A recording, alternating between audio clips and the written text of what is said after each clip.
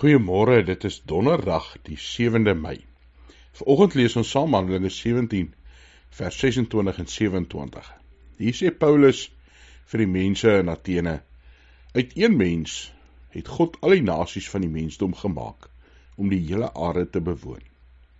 Hy het vir hulle vasgestelde tye gegee en die grense van hulle woongebied bepaal, sodat hulle God kon soek en miskien na hom sou uitreik en hom sou vind, aangesien hy nie ver van een van ons af is nie. Paulus praat met hulle oor hierdie onbekende God wat hulle aanbid het, wat hy nou kom vul met die God van Israel, God van Abraham, Isak en Jakob, met Jesus Christus. En hy kom sê vir hulle dat hy die Almagtige is, wat die nasies gemaak het, bepaal waar hulle woon, wat hulle tye in die geskiedenis is, wat hulle woongebiedse grense is, ja, dat God die een is wat in beheer is. Maar hy sê ook vir hulle in vers 27, dat hulle God kon soek, na hom kon uitreik, en hom kan vind, want hy is die God wat nie ver van een van ons af is nie. Hy is die God wat by ons is, wat saam met ons woon, wat tussen ons woon, wat deur sy gees teenwoordig is. God is daar wanneer mense hom soek. God is die God wat hom laat vind, die een wat naby in ons as mense woon. Ja, hierdie Almagtige het nie net die wêreld geskep en homself toe onttrek nie. Hy is nog steeds betrokke, nog steeds teenwoordig by ons.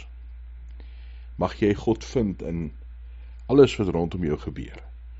Mag jy God raak sien, hom dien en sy liefde ook in jou lewe beleef en uitleef. Hemelse Vader, dankie dat ons U kan ken as die Almagtige, die skepper van hemel en aarde.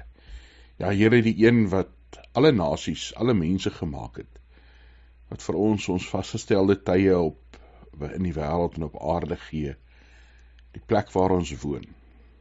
Dankie, Here, dat ons U kan soek en vind.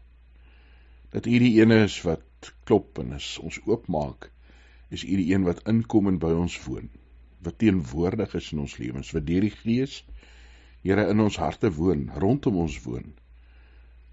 Maak ons oë en ons ore oop, Here, dat ons U sal sien, dat ons U sal hoor, dat ons saam met dit ook getuies van U sal wees, dat die wêreld, Here, U kan ken.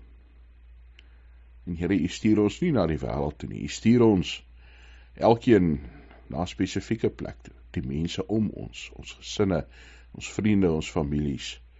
Ja, Here, U stuur ons waar ons werk, U stuur ons waar ons bly, U stuur ons waar ons kuier en waar ons inkopies doen. Mag ons daar oral getuies van U wees.